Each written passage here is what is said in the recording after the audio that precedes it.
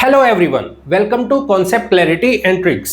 आज हम डिस्कस करने वाले हैं विजयनगर एम्पायर के बारे में, जहां हम पार्ट 1 में डिस्कस करेंगे इसकी first dynasty that is Sangam dynasty.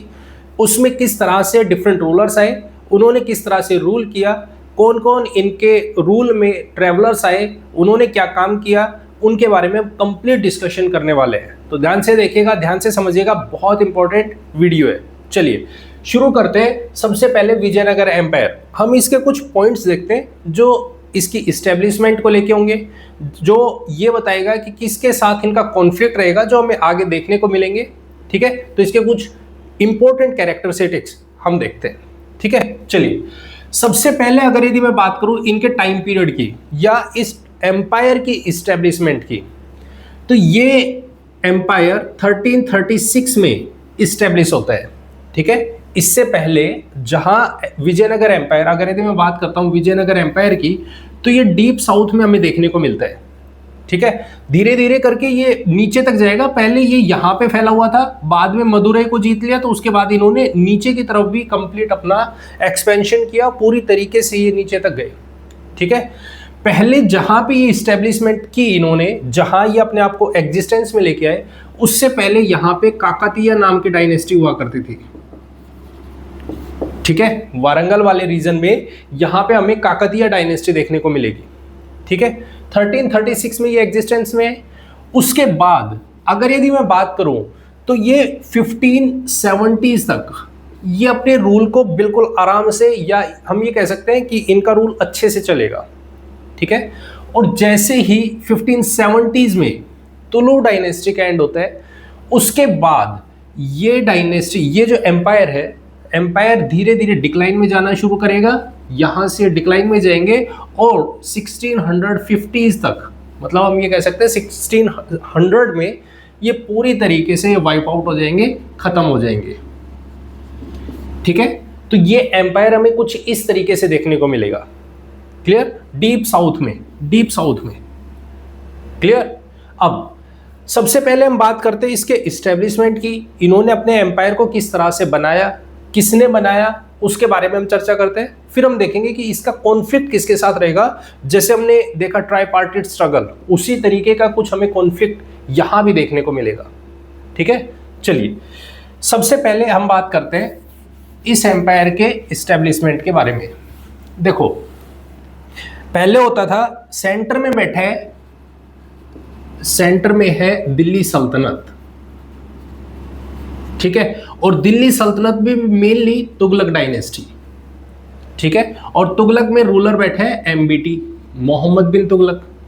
ठीक है, जब हम साउथ में बात करते हैं तो कुछ लोकल डायनेस्टीज है जो धीरे धीरे अपने आप को इंडिपेंडेंट करने लग गई है, और वहां पे है साउथ में काकतीय डायनेस्टी, काकतीय डायनेस्टी। ठीक है, क्लियर।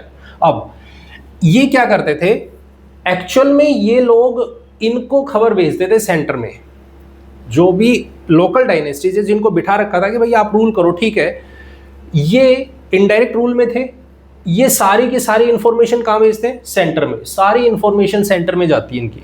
ठीक है, कि आज ये हो रहा है, इनका टैक्स कलेक्शन हो रहा है, वो भी सेंटर में जाता है। तो हर चीजें इनकी सेंटर के ऊपर डिपेंडेंट है। ठीक है, इन्हीं के फ्यूडल, इन्होंने अपना एक फ्यूडल बना रखा है। इन्हीं के फ्यूडल हुआ करते थे हरिहर और बुक्का नाम के दो भाई थे, हरिहर एंड बुक्का। ठीक है, स्टोरी की तरह समझना है इसको कि क्या चल रहा है और किस तरह से अपने आप को एस्टेब्लिश करते हैं। इनके फ्यूडल थे, किनके, काकतीयाज के फ्यूडल हुआ करते थे हरिहर और बुक्का। ठीक है, ये क्या करते हैं, इन्होंने देखा कि देखो हमें ना अपने आप को पूरी तरीके से इंडिपेंडेंट कर लेना चाहिए। ये सोच रहे हैं कि हमें अपने आप को इंडिपेंडेंट करने के बारे में सोचना चाहिए। कब तक हम ये फ्यूडेटरी वाला लाइफ हम जीते रहेंगे, तो हम अपने आप को इंडिपेंडेंट करने के बारे में सोचें तो ज़्यादा बेटर होगा। तो इनके दिमाग में ये विचार आया, ये खबर मिलती है काकतीयाज को। काकतीयाज ने ये खबर भेज दी सेंटर को कि भाई देखो, एक्चुअल में हम तो आपके अंडर काम कर रहे हैं, ठीक है, लेकिन यहाँ पे कुछ लोग ऐसे हैं जो ये कह रहे हैं कि हमें इंडिपेंडेंट होना है, ये रिवोल्ट कर सकते हैं आपके अगेंस्ट कभी भी। तो एमबीटी ने बोला कि चलो भाई अटैक करो, जो करने की सोच रहे हैं उनके ऊपर अटैक करो। तो इन्होंने इनके ऊपर अटैक किया, हरिहर और बुक्का के ऊपर, और इन दोनों को उठाया, किडनैप किया और इनको उठा के ले गए अपने यहाँ पे। सेंटर में, दिल्ली में, ठीक है। कहाँ ले गए? दिल्ली में। क्लियर? अब दिल्ली में ले जाके इनका क्या कर दिया? रिलीजन चेंज कर दिया। रिलीजन चेंज कर दिया किनका? हरियर और बुक्का का। ये एक्चुअल में क्या है? ये हिंदू है, इनका रिलीजन चेंज कर दिया और इनको मुस्लिम बना दिया। ठीक है, पॉइंट क्लियर है? अभी तक क्या चल रहा है? अभी तक पॉइंट क्लियर है? ठीक है। अब क्या होगा? इनको बोला वापस जाइए अपने टेरिटरी में, जहां भी जाना है, जहां आपकी डायनेस्टी है, जहां आप रहते हो, आप वापस जाइए, लेकिन अब से आप मुस्लिम हो गए हो, तो अब हमारे अकॉर्डिंग काम करोगे, हमारे अंडर में काम करोगे। ठीक है। अब क्योंकि ये चीज़ तो इनके लिए सारी की सारी एक तरीके से क्या हो गया? सेमलेस हो गया कि भाई हम एक तो किडनैप किया, ऊपर से हमारा रिलीजन भी चेंज कर दिया। तो जब ये वापस आते हैं तो इनको एक गुरु मिलते हैं जो हिंदू गुरु है, जिनका नाम है विद्यारण्य। विद्यारण्य, ठीक है।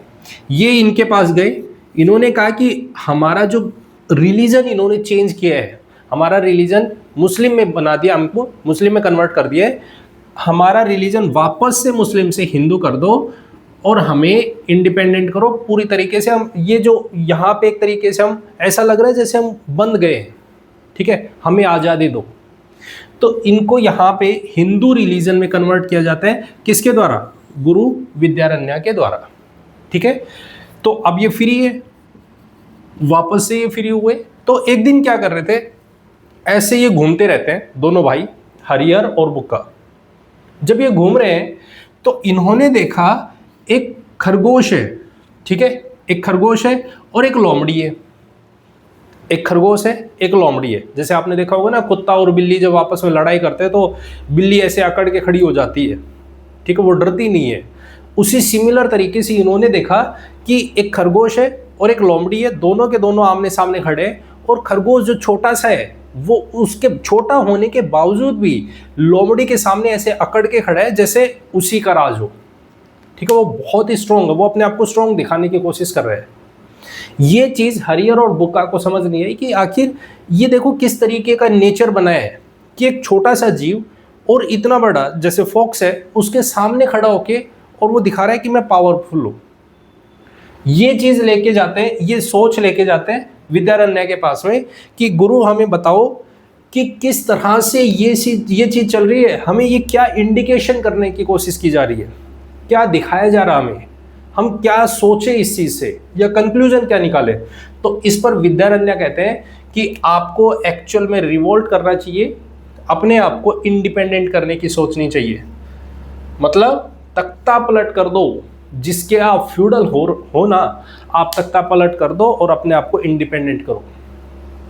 इस चीज़ को वो लेते हुए, इस सोच से वो अपने आप को कहते हैं कि अब हम इंडिपेंडेंट करेंगे अपने आप को, और इन्होंने अपने आप को इंडिपेंडेंट किया काकतीय से। अब इनके दिमाग में आ रहा है कि ठीक है हम इंडिपेंडेंट तो कर लेंगे, लेकिन हमारा नाम भी होना चाहिए। जैसे इनका नाम काकतीय है, इनका नाम तुगलक है, तो हमारा भी तो कोई नाम होना चाहिए जिससे हम एक एम्पायर बनाए, हमारी भी कोई डायनेस्टी हो। तो इन्होंने क्या किया, इन्होंने कहा कि एक काम करते हैं, डायनेस्टी हमारी होगी, वो होगी फादर के नाम पे। किन के नाम पे? फादर के नाम पे। और फादर कौन है? संगम। इनके फादर है संगम। तो फादर के नाम पे तो इन्होंने डायनेस्टी का नामकरण कर दिया, क्या कि हमारी जो डायनेस्टी होगी हरियर और बुक्का, ये जो शुरुआत करेंगे वो करेंगे संगम डायनेस्टी की। किसके नाम पे? फादर के नाम पे। फिर कहा कि हम जो एम्पायर बनाएंगे उसका भी तो कोई नाम होना चाहिए, वो नाम हम देते गुरु के नाम पे। तो गुरु ने मना कर दिया कि भाई नहीं, मेरा नाम पे मत करो, क्योंकि देखो इसका कोई फायदा नहीं है, मैंने कुछ आपको ऐसा नहीं किया, आप कोई और नाम रख लीजिए। तो इन्होंने इसी से कुछ सिमिलर, मिलता जुलता, इन्होंने कहा कि विद्या नहीं कर सकते तो हम विजया कर लेते हैं, विजयनगर। विजयनगर, ठीक है। तो इन्होंने इस तरह से इस डायनेस्टी, इस एम्पायर की और इस डायनेस्टी की इस्टेब्लिशमेंट की, हरियर और बुक्का ने एम्पायर बनाया, विजयनगर एम्पायर, जिसके साथ में एक डायनेस्टी जो आएगी वो आएगी संगम डायनेस्टी। क्लियर? पॉइंट क्लियर है? तो तो अब हम देखते हैं ये हमारे पास में है, किस तरह से ये विजयनगर एम्पायर को इस्टेब्लिशमेंट करते हैं, किस तरह से क्रिएट करते हैं। अब देखते हैं इसमें, देखो केवल एक डायनेस्टी नहीं आएगी कि सिर्फ ये रूल करने आए और फिर चले गए। इनके बाद और भी अलग अलग रूलर्स आएंगे, अलग अलग लोग आएंगे जो इनके अंडर काम करेंगे, लेकिन फिर वो राजा को मारेंगे और दूसरी डायनेस्टी इस्टेब्लिश करेंगे। तो इस तरह से इस एम्पायर में 4 डायनेस्टीज हमें देखने को मिलती है। कौन कौन सी? सबसे पहले हमें डायनेस्टी देखने को मिलती है, दैट इज संगम डायनेस्टी। संगम, ये संगम डायनेस्टी वो नहीं है जो 3rd सेंचुरी में, जैसे हमने पहले देखेंगे, जो एंशियंट के टाइम में देखने को मिलती है संगम पीरियड, वो नहीं है, ये संगम अलग है। ठीक है। दूसरी हमारे पास में that is Salu dynasty, Salu dynasty. 3rd है हमारे पास में that is Tulu dynasty, Tulu. और 4th डायनेस्टी जो हमें देखने को मिलेगी दैट इज अराविडू। ठीक है, पॉइंट क्लियर है? कौन कौन सी, फिर से सुन लो। हमारे पास में that is Sangam dynasty, first Salu dynasty, Tulu dynasty और अराविडू डायनेस्टी। आप इसको याद कैसे करोगे? याद करने के लिए आप इस तरीके से ट्रिक याद रख लो जिससे आप बहुत आराम से इन डायनेस्टीज को याद रख सकते हो। सबसे पहले हमारे पास में संगम, तो संग सालू, ठीक है, संग सालू। तुली आरवी, ये ट्रिक है जिससे आप इन डायनेस्टीज को याद रख सकते हो। संग सालू, सालू के संग, तुली आरवी। ठीक है। इनका टाइम पीरियड क्या है? संगम डायनेस्टी किस टाइम पीरियड में आती है? तो ये हमें देखने को मिलेगा 1336 टू 1486 के आसपास। मतलब ये करीब 150 ईयर्स ये डायनेस्टी रूल करेगी। कौन सी? संगम डायनेस्टी रूल करेगी। ठीक है। उसके बाद आती है सालो डायनेस्टी, ये रूल करेगी हमारे पास में 1486 टू 1505 इस पीरियड में। ठीक है। उसके बाद आती है तुलु डायनेस्टी, ये 60 ईयर्स के आसपास रूल करेगी 1505 टू 1565 तक। 65, किसी जगह पे 70 भी लिखा होता है, मेनली 65। इस डायनेस्टी के बाद ध्यान से देखो, तुलु डायनेस्टी के बाद ये एम्पायर धीरे धीरे डिक्लाइन में जाना शुरू कर देगा और पूरी तरीके से अराविडू डायनेस्टी जब आएगी तो उसके बाद ये पूरी तरीके से खत्म हो जाएगा 1565 टू 1650s। 1600s भी लिख सकते हो, 1650s भी लिख सकते हो, ये इस तक जाएगी, लेकिन इतने स्ट्रॉन्ग या प्रोमिनेंट रूलर्स नहीं होंगे। क्लियर? जो यहाँ देखने को मिलेंगे। पॉइंट क्लियर है? तो हमें आज जो मेनली पढ़ना है वो इसके बारे में पढ़ना है। सालू डायनेस्टी, इसका कोई इतना इंपॉर्टेंस नहीं है। इसमें 2 रूलर्स, एक इसका फाउंडर कौन रहे और दूसरा इसका लास्ट रूलर कौन है, उनके बारे में देखना है। नाम देखने, क्योंकि उनके बारे में कोई इतनी खास इंफॉर्मेशन नहीं है, इन्होंने कोई इतना अच्छा काम भी नहीं किया जिनके बारे में इतना डिस्कस करेंगे। क्लियर? अब एक पॉइंट को ध्यान से देखना। यहाँ पे हमारे पास में, क्योंकि हम इसके कुछ इंपॉर्टेंट पॉइंट्स देख रहे हैं, तो एक बारी इस चीज को समझ लो ताकि ये डायनेस्टी, ये जो एम्पायर है, हमें समझना बहुत आसान हो जाएगा। ठीक है। देखो, ये एम्पायर साउथ में, इसी के बगल में यहां पे बहमनी एम्पायर, बहमनी, ये 1347 में आ जाएगा एग्जिस्टेंस में। ये एम्पायर 1336 में आ गया था। ये अलग हुए थे काकतीय से, तो वो यहां पे बैठे हुए। वेस्ट बंगाल वाली साइड में, उड़ीसा वाली साइड में आपको देखने को मिलेगा, उड़ीसा में आपको देखने को मिलेगा गजपति, गजपति। ठीक है, पॉइंट क्लियर है? ये डायनेस्टीज देखिए ध्यान से, इनका कॉन्फ्लिक्ट लगातार बहमनी से होगा, बहमनी से होगा। क्यों?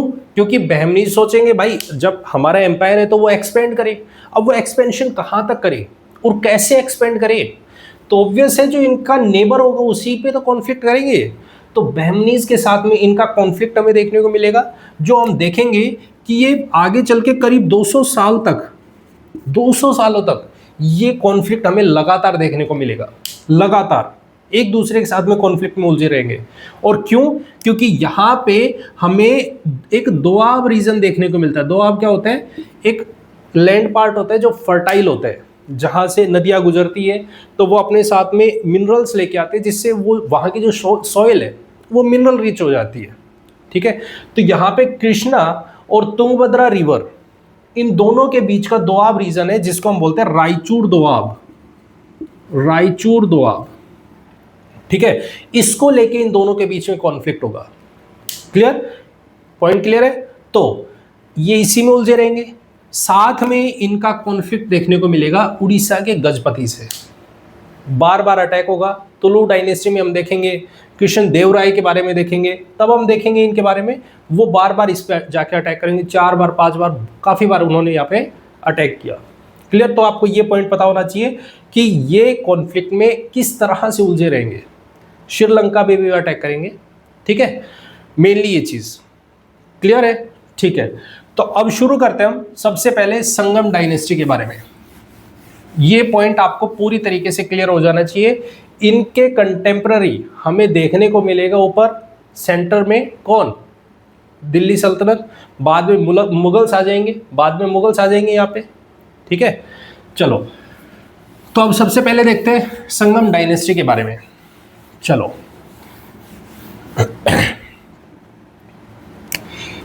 यह है संगम डायनेस्टी, जिसका फाउंडर अगर यदि हम बात करें तो हरिहर और बुक्का है, हरिहर एंड बुक्का।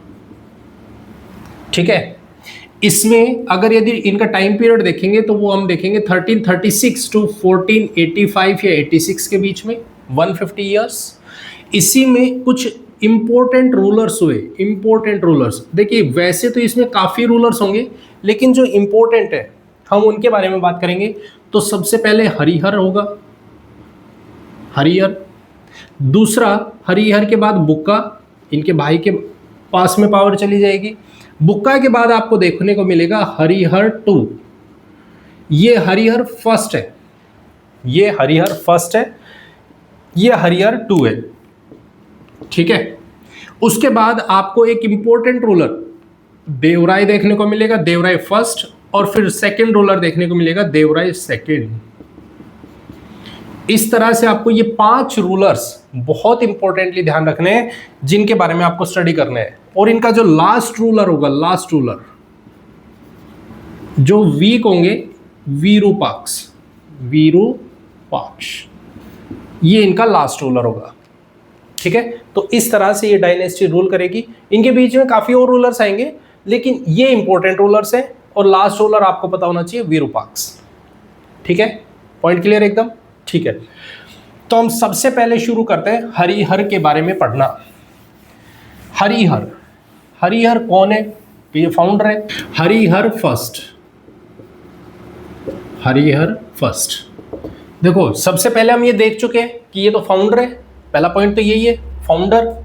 ठीक है, अब सेकंड पॉइंट देखो, जब ये जीते थे तो उस टाइम में इनके पास में ये वाला जो रीजन है, ये वाला, यहां पे ये मेनली रूल कर रहे हैं। तो इस तरफ देखने को मिलता है अरेबियन सी, अरेबियन सी। इस तरफ हमें देखने को मिलता है bay of Bengal, bay of Bengal. ठीक है, तो हम इस बेसिस पे कि एक तरफ अरेबियन सी है, एक तरफ बे ऑफ बंगाल है, तो इसने अपने आप को कहा कि Lord of 2 oceans, Lord of 2 oceans. ये अपने आप के बारे में कहता है कि मैं 2 समंदरों का स्वामी हूं। ठीक है, ये वाला पॉइंट आपको बहुत इंपॉर्टेंटली ध्यान रखना है हरिहर फर्स्ट के बारे में। क्लियर है? Point clear? ठीक है, फिर आते हैं हमारे पास में बुक्का, सेकंड है बुक्का। इनके बारे में क्या इंपॉर्टेंट पॉइंट ध्यान रखना है? देखो अब समझना, ध्यान से सुनना इधर। इसका एक बेटा हुआ करता था जिसका नाम है कैंपा। क्या नाम है? कैंपा। ठीक है, इसने क्या किया, यहां पे मदुरई है, इसने मदुरई पे अटैक किया। जब इसने मदुरई पे अटैक किया तो ये जीत गया। तो इसका पूरे का पूरा ये वाला जो रीजन है यहां पे होल्ड हो गया पूरी तरीके से, साउथ में, डीप साउथ में इसका पूरी तरीके से कंट्रोल हो गया। किसका? बुक्का का। जब ये पूरे का पूरा रीजन इसका हो गया तो यहां पे कौन है, इंडियन ओशन, यहां पे इंडियन ओशन है। तो आप देखो तीन समंदर एक तरीके से हमें देखने को मिलते हैं यहां पे। तो इसलिए बुक्का अपने आप को क्या कहते हैं, लॉर्ड ऑफ 3 ओशंस, 3 समंदरों का स्वामी हूं मैं। बड़ा भाई क्या कह रहे हैं, लॉर्ड ऑफ 2 ओशन, ये क्या कह रहे हैं, लॉर्ड ऑफ 3 ओशंस। ठीक है, 3 समंदरों का स्वामी। Point clear. अब ये जो हमें इंफॉर्मेशन मिलती है इसके बारे में, ये इंफॉर्मेशन कहां से मिलती है हमें, तो ये इंफॉर्मेशन मिलती है, कैंपा की मदर हुआ करती थी, दैट इज गंगा देवी। गंगा देवी, इन्होंने एक बुक लिखी मदुरै विजयम, मदुरै विजयम। ये जो यहां पे इसने जो बैटल जीती है, किसने, इसके बेटे ने, कैंपा ने जो ये बैटल जीती है, इसके ऊपर उसने एक बुक लिखी मदुरै विजयम। किसने लिखी है, गंगा देवी ने, जो किसकी मदर है, कैंपा की। ठीक है, इन्होंने ये सारी इंफॉर्मेशन इस बुक में दी, जिससे हमें इंफॉर्मेशन मिलती है कि मदुरै वाला रीजन जो डीप साउथ है, इस पर भी इनका होल्ड होता है। क्लियर। इसी पे ये अपने आप के बारे में एक टाइटल लेंगे, क्या, वेद प्रतिष्ठापक, वेदा प्रतिष्ठापक, वेद प्रतिष्ठापक, ये एक टाइटल लेंगे जो आपको पता होना चाहिए। किससे रिलेटेड है, बुक्का से रिलेटेड, वेद प्रतिष्ठापक। क्योंकि इसने क्या किया था, वेदों पे टीका लिखना शुरू किया था। ठीक है, तो इसलिए वेद प्रतिष्ठापक, इसका मतलब हुआ वेदों की स्थापना करने वाला। ये यहां पे वेदों की स्थापना कर रहे हैं, वेद प्रतिष्ठापक। क्लियर। तो दोनों के दोनों आपको रूलर समझ आ गए। इसके टाइम में, बुक्का के टाइम में, क्योंकि ये 1356 के बाद में आते हैं, इस टाइम में बहमनी एम्पायर अपने पांव जमा चुका है। ठीक है, तो इसके टाइम पीरियड में हमें बहमनी एम्पायर के साथ में कॉन्फ्लिक्ट शुरू होते हुए नजर आएंगे, जहां पे विजयनगर एम्पायर और बहमनी एम्पायर दोनों का कॉन्फ्लिक्ट शुरू होगा। ठीक है, जो आगे खानदानी बनेगा एक तरीके से, करीब 200 सालों तक ये कॉन्फ्लिक्ट शुरू हो जाएगा और ये चलेगा। क्लियर। ठीक है, अब बात करते हैं third ruler, that is Harihar second, Harihar 2। Harihar 2 के बारे में बस आपको एक पॉइंट याद रखना है, उसने टाइटल लिया था दैट इज महाराजा धीराज। बस आपसे ये पूछा जाएगा कि विजयनगर एम्पायर में महाराजा धीराज का टाइटल किसने लिया, तो वो लिया है हरिहर 2 ने, हरिहर 2। ठीक है, क्या टाइटल लिया है, महाराजा धीराज, इसका टाइटल। बस आपको इतनी इंफॉर्मेशन होनी चाहिए, इतनी ज़्यादा इनके बारे में और कोई इंफॉर्मेशन नहीं है। क्लियर। अब आते हैं बहुत इंपॉर्टेंट रूलर पे, देवराय फर्स्ट। देवराय फर्स्ट, ये देवराय फर्स्ट है। देखो ये बहुत इंपॉर्टेंट रूलर है, क्यों, क्योंकि इस टाइम में एक तो बहमनी एम्पायर के साथ में इनका कॉन्फ्लिक्ट बढ़ेगा। इस टाइम में बहमनी एम्पायर के साथ में कॉन्फ्लिक्ट और ज़्यादा डीप में जाएगा और लगातार बढ़ता रहेगा। ठीक है, तो ये क्या करते हैं, यहाँ पे अब देखना समझना क्या होगा। यहाँ पे बैठे हुए ये विजयनगर एम्पायर, ये स्ट्रॉन्ग है। यहाँ बैठा है बहमनी एम्पायर और यहाँ पे बैठे काकतीयाज, ये है काकतीयाज। अब बात को सुनना और समझना ध्यान से, ये बहमनी एम्पायर है, ये है विजयनगर। ठीक है, क्लियर। अब ध्यान से देखो, ये इसके ऊपर अटैक करेंगे, ये इनके ऊपर अटैक करेंगे। ठीक है, यहां तक तो कोई दिक्कत नहीं है कि ये आपस में लड़ रहे हैं, तो कोई दिक्कत नहीं है। लेकिन बीच में मजे लेने वाले कौन है, ये काकतीयाज हैं, वो बीच में बैठे हैं। एक तरीके से जैसे हमने पीछे देखा था ट्राइपार्टिट स्ट्रगल में, देखा कि गुर्जर प्रतिहार लड़ रहे हैं, पाल लड़ रहे हैं, लेकिन राष्ट्रकूट वो बीच में बैठ के मजे ले रहे हैं। उसी तरीके से ये है, ये जिस तरफ सपोर्ट करेंगे, मैं क्या बोल रहा हूं, ये काकतीय डायनेस्टी के जो लोग हैं, क्योंकि इनके फ्यूडल हुआ करते थे और इनसे अलग हुए, तो इनको वैसे जेलस है कि ये हम इनको खत्म करें, इस तरीके का। तो काकतीयाज जिस तरफ भी अपना झुकाव कर देंगे वो पार्टी स्ट्रांग हो जाएगी, और जिस तरफ से अपना रुझान हटा लेंगे तो वो पार्टी वीक हो जाएगी। अगर इन्होंने इनको सपोर्ट कर दिया तो ये विजयनगर स्ट्रांग हो गया, तो फिर बहमनी एम्पायर हार जाएगा।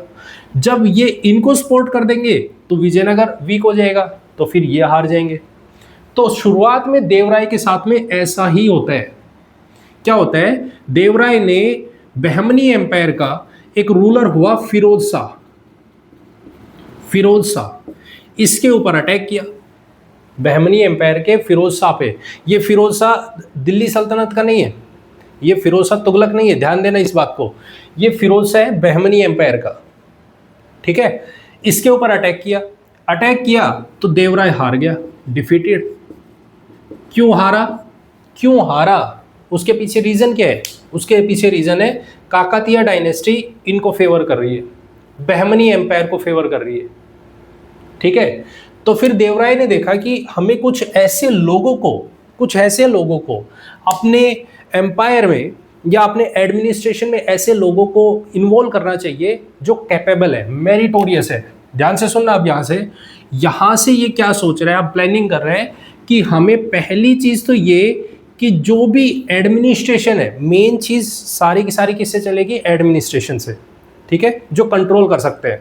तो हमें अपने एडमिनिस्ट्रेशन में ऐसे लोगों को रखना है जो कि मेरिटोरियस होने का मतलब क्या हुआ? जो कैपेबल है।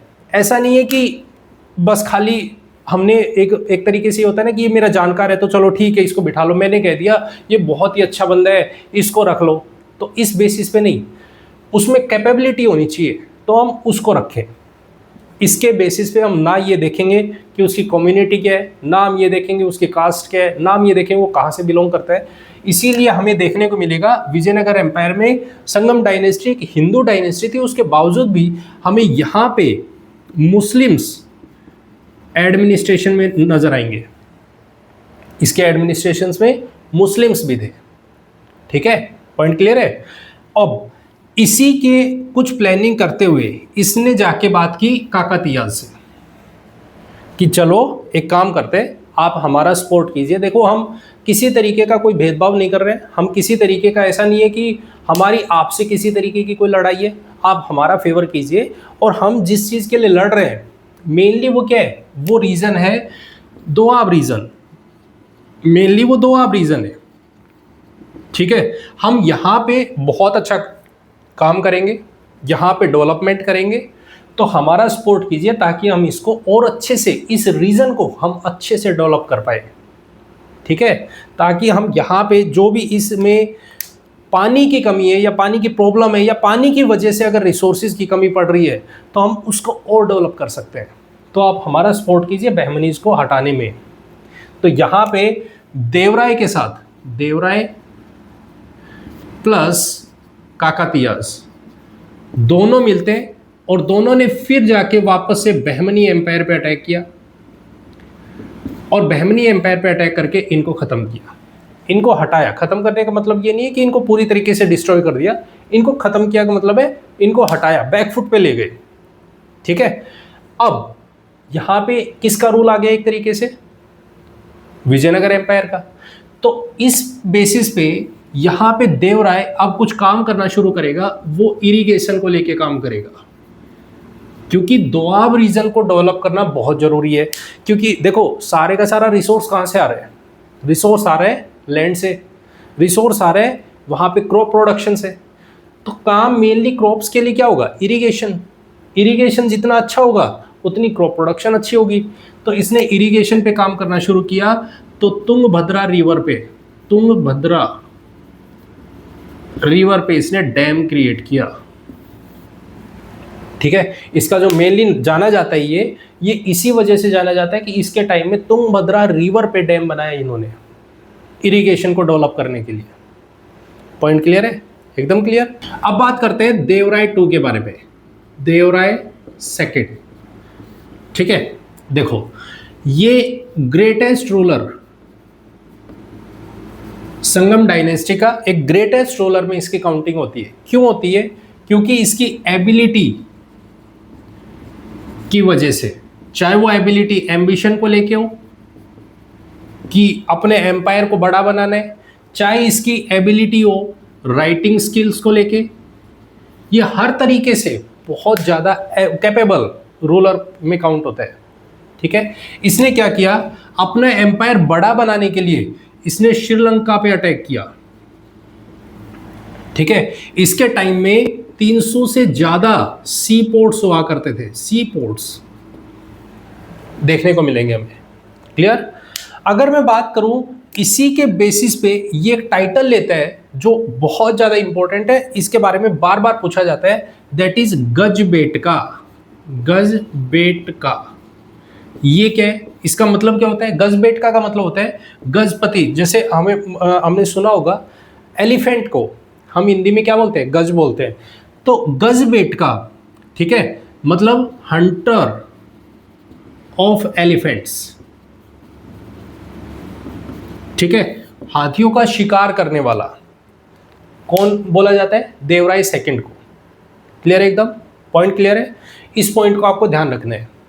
ठीक है, अब अगर यदि हम बात करें, इन्होंने पेट्रोनेज दिया जो सबसे ज्यादा इंपॉर्टेंट है, जहां से क्वेश्चन पूछे जाते हैं। अब उन दोनों के बारे में बात करते हैं जहां पे सबसे ज्यादा ट्रैवलर्स आए, और दूसरी चीज सबसे ज्यादा इन्होंने पेट्रोनेज दिया, वो कौन है? वो देवराय फर्स्ट है और देवराय सेकंड है।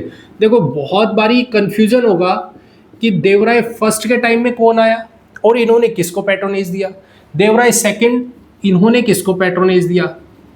ठीक है, तो इनको एक ही साथ में दोनों के टेबल बनाते हैं और फिर उसमें मेंशन करते हैं कि कौन कब आया और किसके टाइम में आया। ठीक है, तो अब ध्यान से देखना है, देवराय फर्स्ट इनके टाइम में कल हमने डिस्कशन किया था निकोलो डी कॉन्ती के बारे में। निकोलो डी कॉन्ती या निकोलो कॉन्ती भी बोल देते हैं, निकोलो डी कॉन्ती इनके टाइम में आए। ये कौन है? ये इटालियन है, जो हमने बात की थी ये वेनिस से आए थे। ठीक है, इनसे पहले मार्को पोलो आए थे काकातिया डायनेस्टी में, ये निकोलो दी कॉन्ती आए। ठीक है, देवराय फर्स्ट देवराय सेकंड के टाइम में ये यहां से पर्शिया से, सेंट्रल एशिया से कौन आया था? That is Abdul Razzaq.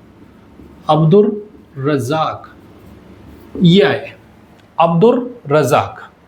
ठीक है, यहां निकोलो दी कॉन्ती इन्होंने इसके बारे में लिखा है कि किस तरह से विजयनगर एम्पायर बहुत ज़्यादा प्रोस्पेरस है, बहुत बड़ा एम्पायर है। यहाँ पे इन्होंने अपनी एक बुक लिखी, मतला ए साहेन। मतला ए साहेन, इसमें देवराय सेकंड के बारे में बहुत ज़्यादा डिटेलिंग की है, इनके बारे में लिखा है। ये पर्शियन है, ये जो बुक है वो पर्शियन में लिखी गई है, जिनके बारे में बताया गया है। ठीक है, पॉइंट क्लियर है? अब देवराय फर्स्ट ने जैन स्कॉलर, एक जैन स्कॉलर हुए दैट इज मदुरा, इनको पैट्रोनेज दिया, अपने कोर्ट में पैट्रोनेज दिया मदुरा को। ठीक है, जिन्होंने बायोग्राफी लिखी है किसके ऊपर? 15th जैन तीर्थंकर के ऊपर, तीर्थंकर के ऊपर। ठीक है, किसने लिखी है? मदुरा ने। ये पॉइंट आपको ध्यान रखना है। मदुरा किसके कोर्ट में हुआ करते थे? तो देवराय फर्स्ट के टाइम में। क्लियर है? एकदम पॉइंट क्लियर है? अब हम बात करते हैं देवराय सेकंड के टाइम में। देवराय सेकंड के टाइम में यहां पे कन्नड़ पोएट हुए जो इनके कोर्ट में बैठे। ठीक है, कौन हुए? दैट इज कुमार व्यास, जो इनके कोर्ट में बैठे। ये आपको बहुत इंपॉर्टेंट ध्यान रखना है। एक कुमार व्यास, दूसरा दैट इज दूसरे चमरासा। ये आपको दोनों नाम बहुत इंपॉर्टेंटली ध्यान रखने हैं। कौन कौन से? चमरासा और कुमार व्यास। किन के कोर्ट में बैठे? देवराय सेकंड के में। ठीक है, लास्ट एक आपको ध्यान रखना है, दैट इज संस्कृत के पोएट, संस्कृत पोएट गुंड दिमदिमा। ये भी देवराय सेकंड के कोर्ट में बैठे। तो आपको ये पॉइंट्स बहुत इंपॉर्टेंटली ध्यान रखने हैं। देवराय फर्स्ट, इनके टाइम में जो फॉरेनर ट्रेवलर आए that is Niccolo de Conti, Italy से आए थे। इनके टाइम में जैन स्कॉलर जिसको पैट्रोनेज दिया दैट इज मदुरा, ठीक है। उसी तरीके से देवराय सेकंड के टाइम में पर्शिया से अब्दुल रज़ाक, कन्नड़ कुमार व्यास चमरासा, और ये हमारे पास में संस्कृत के गुण दिमदिमा। अब क्योंकि मैंने बोला कि ये इनकी राइटिंग एबिलिटी बहुत अच्छी थी तो इन्होंने एक बुक लिखी दैट इज ब्रह्मसूत्र। ब्रह्मसूत्र किसकी है? वो देवराय सेकंड की है। ये पॉइंट भी आपको ध्यान रखना है। तो ये बहुत इंपॉर्टेंट है जिसके बारे में आपको पता होना चाहिए, जो आपको नॉलेज होनी चाहिए। यहां से क्वेश्चन बहुत बारी पूछे जाते हैं, कंफ्यूजन ना हो इसलिए मैंने इनको एक साथ लिखा है, ठीक है। लास्ट हमारे पास में बात करते हैं, 2 मिनट का पॉइंट है। लास्ट जो इनका रूलर हुआ, इस डायनेस्टी का रूलर हुआ विरूपाक्स। विरूपाक्स, ठीक है। ये इतना स्ट्रॉन्ग नहीं था, इतना कैपेबल नहीं था। इसके ऊपर अटैक करते हैं दैट इज सालू नरसिम्हा। सालू नरसिम्हा, ठीक है। इन्होंने इसके ऊपर अटैक किया तो इसको हटाया और खुद को बिठा लिया और डायनेस्टी स्टेब्लिश की दैट इज सालो डायनेस्टी, ठीक है। इनके बारे में इतनी कोई ज़्यादा इंफॉर्मेशन नहीं है, इनको ज़्यादा डिटेल में पढ़ने की जरूरत नहीं है। इनके लास्ट रूलर आपको पता होना चाहिए, सालो डायनेस्टी के लास्ट रूलर है दैट इज इमादी नरसिम्हा। इमादी नरसिम्हा, ठीक है। ये 2 आपको नाम पता होना चाहिए, फाउंडर सालो नरसिम्हा और लास्ट रूलर इमादी नरसिम्हा। क्लियर है? तो इस तरह से हमने 2 डायनेस्टीज के बारे में डिस्कशन किया दैट इज संगम डायनेस्टी, सालो डायनेस्टी। नेक्स्ट लेक्चर में हम डिस्कस करेंगे कि किस तरह से तुलु डायनेस्टी आएगी और फिर उसके बाद अराविडो डायनेस्टी आएगी और वो अपना रूल करेंगे, उनके बारे में हम कंप्लीट डिस्कशन करेंगे, ठीक है। तब तक के लिए thank you very much and have a nice day, bye, take care.